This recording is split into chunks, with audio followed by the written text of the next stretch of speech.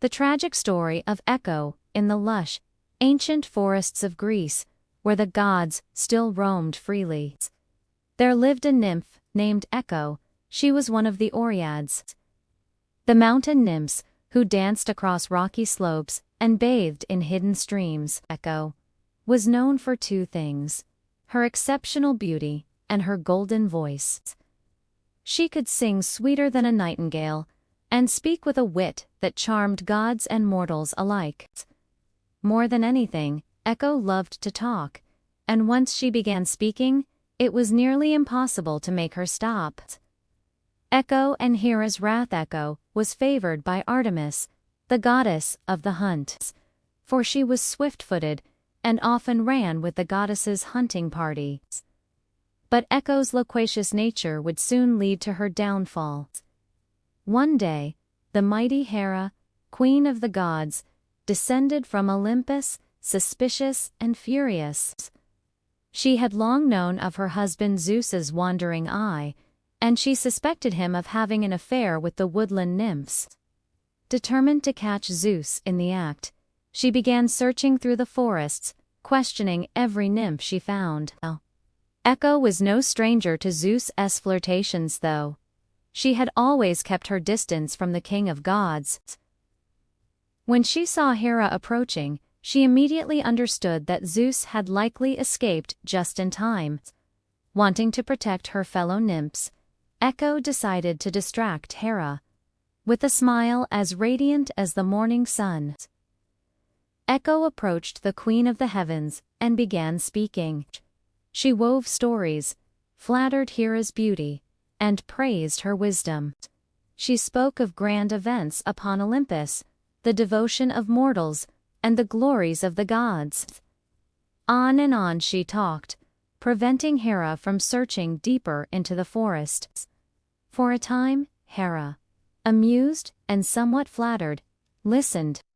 But as minutes turned into hours, and Hera realized she had been tricked, her amusement turned to wrath.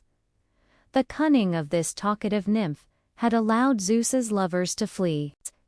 Enraged beyond reason, Hera raised her hand and cast a terrible curse upon Echo. Echo's curse. You have used your voice to deceive me. Nymph, Hera declared. From this moment on, you shall never again speak freely. Your voice will be stolen from you. Only the words of others shall remain on your lips. You will never again have a voice of your own. With that, the power of speech left Echo, and she found that she could no longer speak her own thoughts. She could only repeat the last words spoken to her, forever cursed to be a mere reflection of others' voices. Hera, satisfied with her punishment, vanished, leaving Echo to wander the forests in silence and despair. Echo meets Narcissus. For years, Echo lived in sorrow, unable to converse as she once had. She roamed the mountains and glades, hiding from others, for she was too ashamed of her cursed voice. One day, while wandering near a crystal-clear spring, she spotted a young man of astonishing beauty. His golden curls gleamed in the sunlight, his skin was as smooth as polished marble, and his dark eyes held a mesmerizing charm. His name was Narcissus, a mortal youth of noble birth, famed across Greece for his unmatched hands. Many had fallen in love with him, both men and women, nymphs and mortals alike. But Narcissus was proud, arrogant, and cruel-hearted. He rejected all who loved him, dismissing their affections with scorn and laughter. When Echo saw him, her heart leaped. She had never loved before, but at that moment she knew she would never love another. She longed to call out to him, to speak to him, to tell him of her love, but she could not. She could only watch and wait. Narcissus, unaware of Echo's presence, wandered through the trees, his footsteps rustling the leaves. At last, he called out, "Is anyone here?"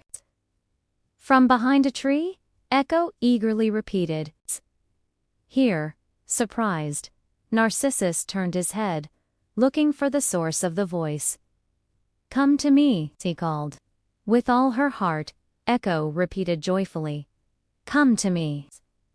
Excited, she stepped out from her hiding place, arms outstretched. But when Narcissus saw her, he recoiled in disgust. "Stay away from me," he shouted. Echo, heartbroken, whispered his words back to him. "Stay away from me." Her love was met with rejection. Narcissus turned and left, leaving Echo shattered and humiliated. Echo's fate from that day on. Echo wasted away in sorrow. She no longer joined the other nymphs, or danced with Artemis's huntresses. She retreated deeper into the wilderness, pining for the love she could never have. Grief consumed her, and her body faded away, until nothing remained of her but her voice. Even in death, she was not granted peace.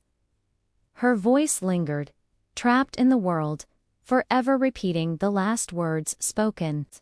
She became the spirit of echoes, heard in mountains, caves, and valleys, doomed to repeat the words of others for eternity. Narcissus's punishment, but the gods had witnessed Narcissus's cruelty. Nemesis, the goddess of retribution, decided to punish the vain youth for his arrogance and disregard for love. One day, as Narcissus walked through the woods, he came upon a still pool of water. Thirsty, he bent down to drink. But as he looked into the water, he saw his own reflection and was captivated by it. Never before had he seen such beauty, and he did not realize he was gazing at himself. Mesmerized, he reached out to touch the lovely face, but the image disappeared in ripples. Again and again, he tried, but he could never grasp it.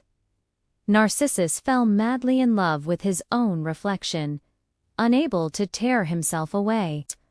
He wasted away by the water's edge, yearning for the one he could never truly possess.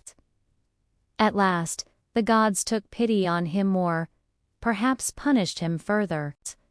He was transformed into a flower, the narcissus, which still grows by the water's edge. Bending down as though gazing at its own reflection, Echo's voice lives on. Though Echo's body was gone, her voice never faded. It lingered in the valleys and mountains, a ghostly reminder of the once beautiful nymph who had loved too deeply and suffered too greatly. To this day, if you shout in a canyon or whisper in a cave, Echo answers back, her sorrowful voice forever repeating the words of others. A prisoner of Hera's curse and her own unfulfilled love. And so, the tragic tale of Echo and Narcissus serves as a warning and a lamented tale of unrequited love, vanity, and the cruel fates that the gods sometimes bestow upon those who cross their paths.